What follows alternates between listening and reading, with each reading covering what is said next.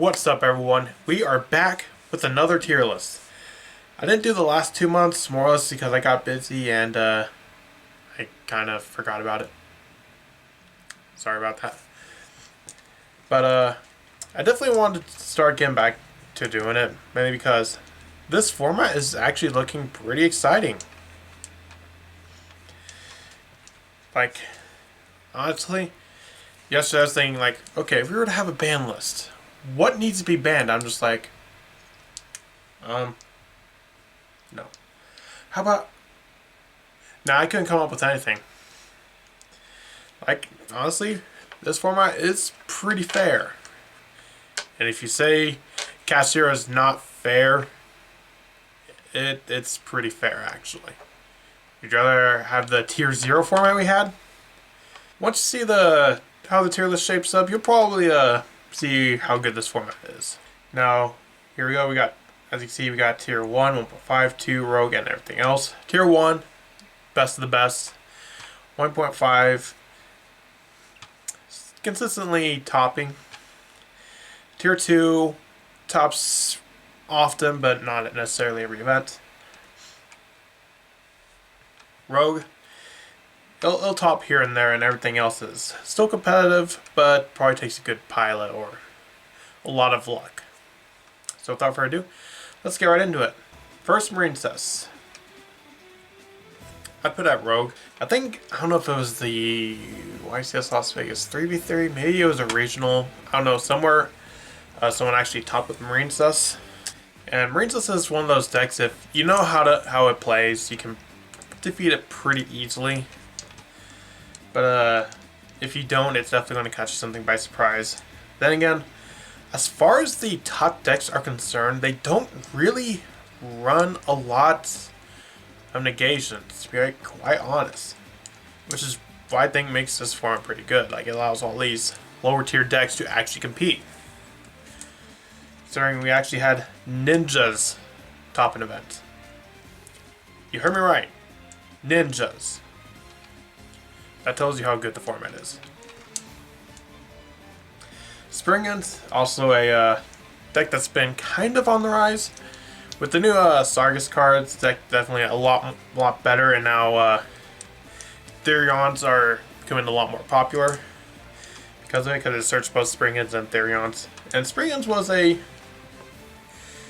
pretty solid deck for, like, fortunately it's missing like that next push to take it. And Sargus is definitely helping with that. And I think it's in a rogue tier. It's definitely something you need to at least be aware of. Adignister, I know it got a top, but it always gets a top here or there. I don't really think it's like a deck that's really going to be able to compete too well this format. Mainly just because it can be kind of bricky at times and a little bit one note. Well, yes, Marine Cess can also be a little bit like that, but at least it has ways to help protect that, like the Marine Cess wave. Adignister doesn't have that. Tri-Brigade, this is more like the pure airless version. It's a very solid deck. Like, you may definitely see it, but by itself, or even in the leerless version, I don't really think it's going to be doing too much. But it's still something to at least keep an eye out for. Like, I trust Marine Cess and Springans more than I do Tri-Brigade, but don't sleep on Tri-Brigade. It can use a lot of other decks to kind of help accomplish other things. So Tri-Brigade in its purest form, not really much, but with other decks it's definitely something you need to keep an eye on. Dragon Link.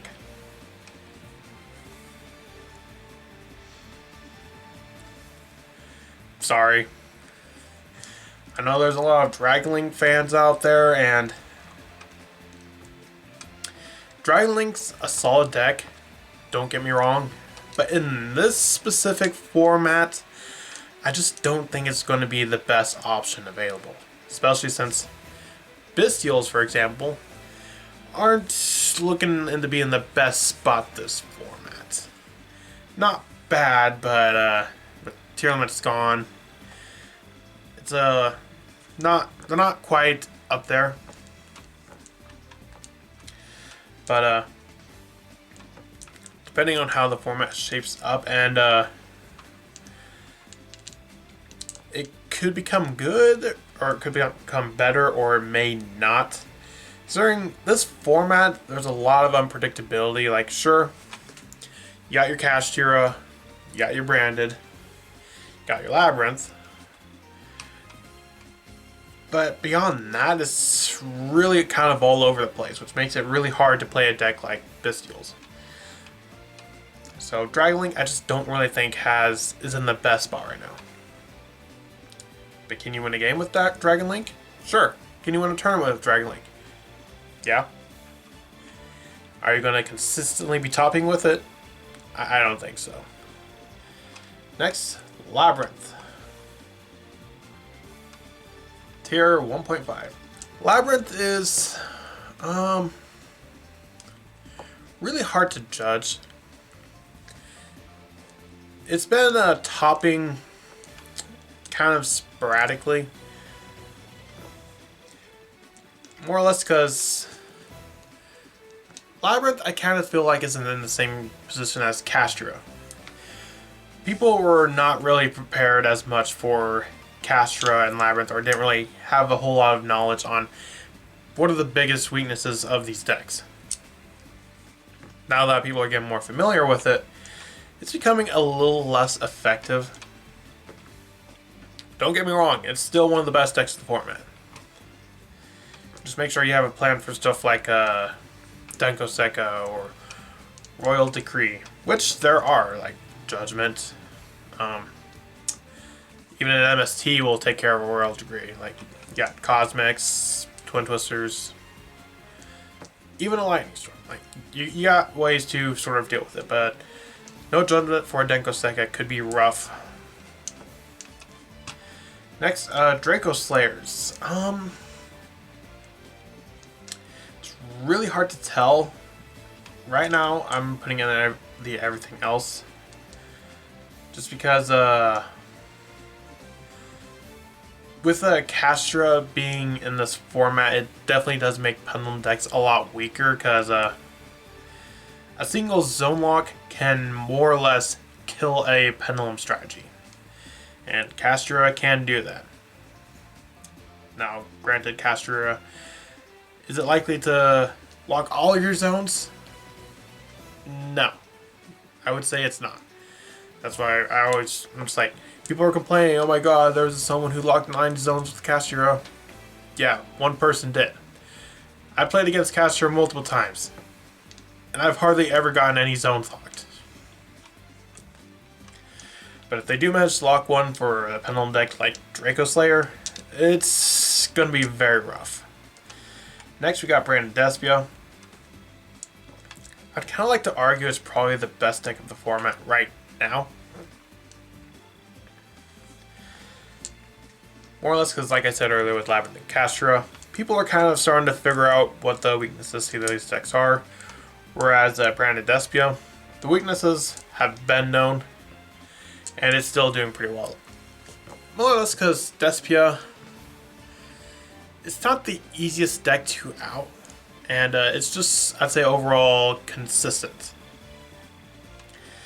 And honestly, seeing Branded Despia up here, I'm actually perfectly fine with.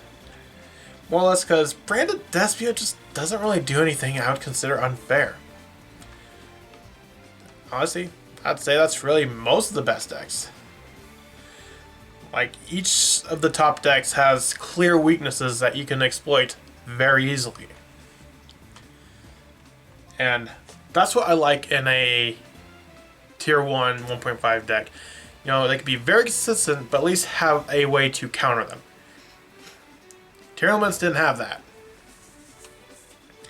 Either you saw the Dimensional Barrier, or not the D-Shifter, or you just cried. It was one or the other. And not every deck could play that. At least with these decks, Raigeki, Lightning Storm, Dark Hole evenly. There are so many outs to these decks. Next, we got Flundries. I put that tier 2. No statue? No problem. Now, Flundries is still hanging in there. It's getting tops here or there. And actually, I did a top with Flundries without the statue. It was like a top 4. It was at my locals or something like that, but even without the statue, this deck can still survive, which I knew that from the get-go. One thing I noticed is a lot of people aren't really... They're trying to hold on to how Flundries was played. You can't really do that with Flundries anymore. Because relying on M-Pen for Flundries isn't going to work. In a link-dominated format, that would work. This isn't a link-dominated format. XYZs, summon in defense, no problem. Brand Despia, summon in defense, no problem.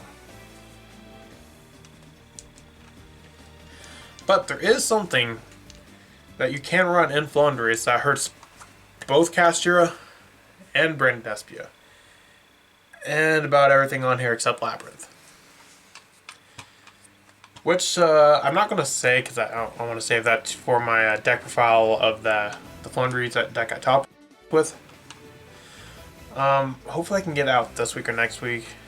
But definitely something to look forward to. Cosmo.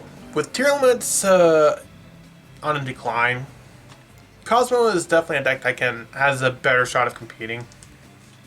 It's definitely one I just wanted to mention. Just because Cosmos, it's a deck that I feel could thrive in this format. I'm not going to put it any higher because it hasn't gotten a top yet, or at least not one that I've heard of. But this card loves cards like Dark Hole, Torrential Tribute, not to mention the Dark Destroyer, whenever it's summoned, can pop a monster. Which is a deck which Cosmo can essentially work pretty well against a deck like Kashtira. Cosmo doesn't really use up a lot of zones. Its lines are very linear. It doesn't need to summon 5-10 monsters a turn. Most times you can just summon one, pass, and just use one zone. And that's good enough. And it's a deck that I feel has a good matchup against Kashtira. Now, Labyrinth or Branded Despia, on the other hand, might be a little bit of a tougher match. Next, we got Virtual World. It's a solid rogue deck. It's definitely seeing a little bit of a rise. So it's definitely something you need to keep an eye out for. Plunder Patrol. Also seeing rise.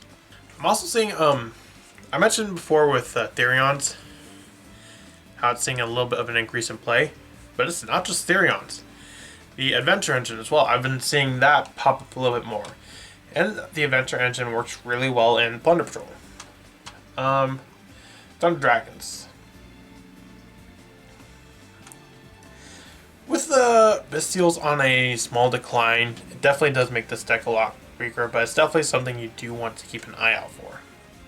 Salamangreat's solid rogue deck. It's basically been a solid rogue deck, if a little bit better. It's a deck you need to be aware of. Kashtira. I'd say it's the second best deck of the format. More or less because people are starting to figure out the weaknesses to Kashtira. And like I said before, the weaknesses to Kashtira are pretty easy. Spell and trap removal. Or not spell and trap removal. Removal in the form of spells and traps. Which a single Raigeki can basically almost single-handedly destroy a Kashtira board. Sky Strikers.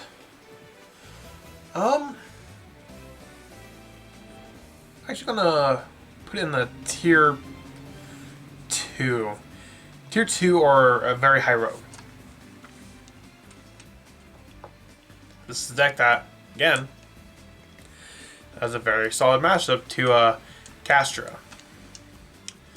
It's got an archetype removal in the form of Afterburners. Widow Anchor works just as good. And you can even play stuff like it even works well against Branded Despia. It's a deck that's very solid. Again, like Cosmo, has a very linear playstyle. You don't use up a lot of zones, which are both decks that are going to have a stronger matchup against Castra. And Sky Strikers just keeps getting better. In fact, I think it's getting even a new Link monster. I don't know when. I think I remember something about that. Mathmex.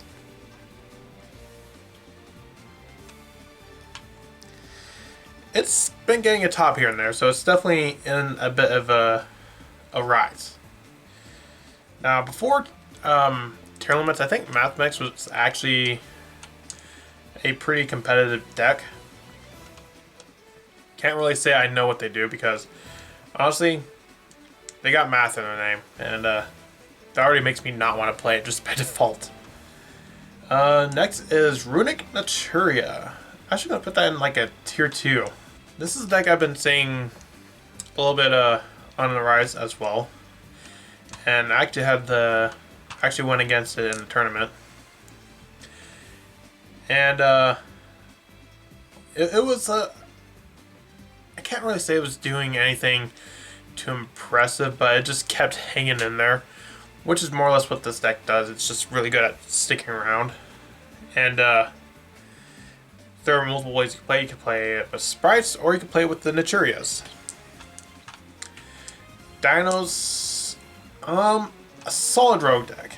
It's definitely a deck that's always going to be there. It's going to get wins, go second, blow up your opponent's board, attack for game. So it's definitely a deck you're always going to at least have to know that's there. Exo Sister.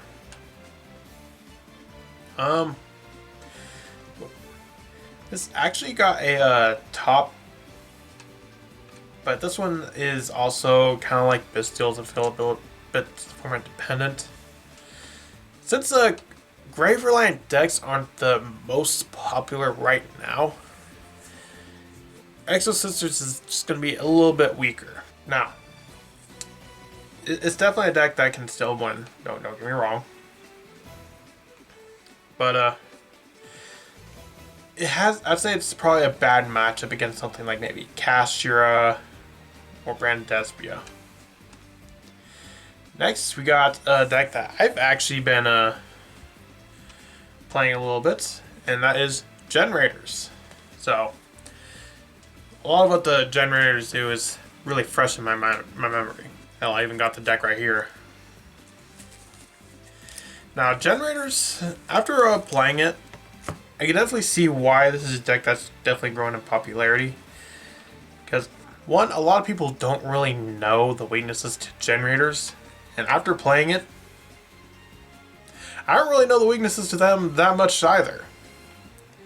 Because the cool thing about the Generators is that most of their effects are either quick effects, or they happen on normal summon. So, you need to run more or less negations in order to really hurt the Generators. Which, not a lot of decks, at least as far as the best decks are concerned, really do that. Most of them pop. Like, for example, Labyrinth. It's more or less a lot of destruction, a lot of negation. Castra. It can put up a little bit of negation, but that's not really the main thing it does. And Branded Despia,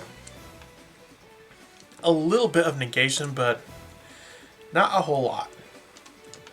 And Generators is really cool because actually, thanks to the new card Vala, it's actually a lot more consistent. Being able to put up multiple. Basically, you can put up a negate and disruption very easily, and it can become a one-card combo as well. Honestly, if you see the boss stage, you're in a good spot already, regardless of whatever else you have. So, honestly, I'm going to put it in the tier 2, because this is definitely something I feel like could definitely surprise the meta. And I've actually been playing against it. I think I went, I don't know if it was I think it was a Kashira? I don't know. I know I faced off against Nichiri Runic with this deck, and it kept the game very competitive. In fact, in every match, the generators were very competitive. Trap Tricks. I feel like a solid tier 2 deck. This is definitely a deck that can definitely get a lot of wins. But if it's a deck you know how to play against, which I do because I built the deck, then it's very easy to kind of deal with, because I know the choke points of Trap Tricks, so I can deal with them pretty easily. In most cases, if I'm going second, then it's going to be an uphill battle regardless. Some Avalon got a top again, but I don't really. It's really hard to tell with Sun Avalon. I'd say maybe a rogue deck, because this can also be combined with multiple decks. Like I've seen it top with the Rika Fairies, and this time it topped with Therions. Next, Eldritch. Again, solid rogue deck. With traps becoming a little bit more popular, with thanks to Labyrinth and Trap Tricks, Eldritch is definitely something that I could very well see end up making a small resurgence. Sure, people are probably going to play stuff like Denko Sekka, but Denko Sekka, unlike Trap Tricks and Labyrinth, it doesn't really affect Eldritch as much. Because let's say you have the Golden Lord, a Denko Sekka is pretty pointless. Next is Goaty. Got a top, but I don't see that becoming a standard thing. Altergeist also got a top, which is really nice to see Altergeist get a top after all this time. Then again, it's a deck that can play Floodgates as well. Very solid road deck, kind of the same levels as Eldritch. Next, Sword Soul. Sword Soul has actually been getting a lot of consistent tops. More or less just because Sword Soul as a deck is just solid. Kind of like Branded Despia. It's just a very solid deck, doesn't necessarily do anything unfair, just good. And I feel like this is a format where the best decks are going to be the ones that are the most consistent. Like, for example, these are all decks that are fairly consistent. Outside of maybe Labyrinth, none of these really necessarily do anything too unfair. You could argue Kashira, but let's be honest. I'd say it's pretty fair. Punk's got another top, I believe, with Therions. Someone also mentioned playing Punks and Generators. I haven't tried that out yet, but it's definitely something I do want to look at. Punks is just a very solid rogue deck, so definitely a deck you want to keep an eye on. Dark Rules also got a top. Again, a very solid deck now that Tier Elements are kind of falling out of favor. Like, they're not like the top deck. And Destructor's on a bit of a decline, makes Dark World a much better deck. Now, for Tier Elements, it's still a good deck. I'm not going to say that the ban list completely killed it, but it almost did. Honestly, a deck like Tier Elements, there are multiple ways to play it. Like, there are other cards that mills. Hell, you can play it with Light Swarms. You could play it with Needlebug Nest, which is a card that mills 5. It's a trap card, but it'd work in Tier Elements if you're going second, Or no, I was going first. But thankfully, it's not at the top of the metagame. Like, if I see it every now and then, I don't have a problem with it. Like, for me, the reason why I hate tier 0 formats, like most other people, it's not more or less from the deck doing anything unfair or being super consistent. I just hate going against the same thing over and over again. Like, let's say if I'm in a tournament and I see Brandespia, Castura, Sky Striker, and let's say Mathemax. I'd be perfectly fine with that because I'm playing a bunch of different stuff, and honestly, that's how, like, the locals I've been going to, that's actually how it's been. Like, I haven't faced the same deck twice any day. Like, I've seen this once, I've seen this once. Actually, I've seen that a couple times, but that one's easy to deal with. Like, I've been playing against multiple different decks. Sprite. This one's actually still a very solid deck. It's really hard to tell. I'm going to put it in the high tier 2. This one's borderline tier 0.15. I wouldn't say it's as quite as good as Sword Soul and Labyrinth, but it's very close. Like, if these are the top 4 decks, then that's number 5. Next, we got Scareclaw, or more specifically, Scareclaw Tri-Brigade. Still a very solid deck. It's a deck that is still getting tops, albeit maybe not as consistent as it was, but it's still there. Next, a deck that, how did you top? How did people top with this? Ninja.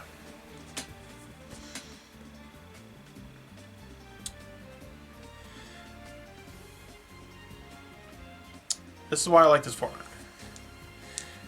Sure, like, you got in the higher tiers, still very limited, but look at tier 2 and Rogue. All these decks can compete, and that's just the decks that you have here. I heard someone top with Blue Eyes. I don't know how they managed to do that, but like, people are topping with a variety of different decks. These are the kind of formats that are good. You can really top with anything. Like, if you're, it's not a format where if you're not playing these 4 decks, you're not going to win. No. You can win with this, you can win with this, you can win with Eldritch, you can win with that Mister. And there are still other decks on here that I didn't put, like, for example, Pearly. That's also another one that you can win with. Like, I think someone might have topped with the Mechanico deck. So that's this is it for my tier list. Let me know what you think in the comments. Most likely, I can see it now. There's going to be a lot of people disagreeing with it. There usually is. But I'm fine with that. I welcome your opinions. And that's going to be it for this tier list. And I'll see you in the next video I make. Bye.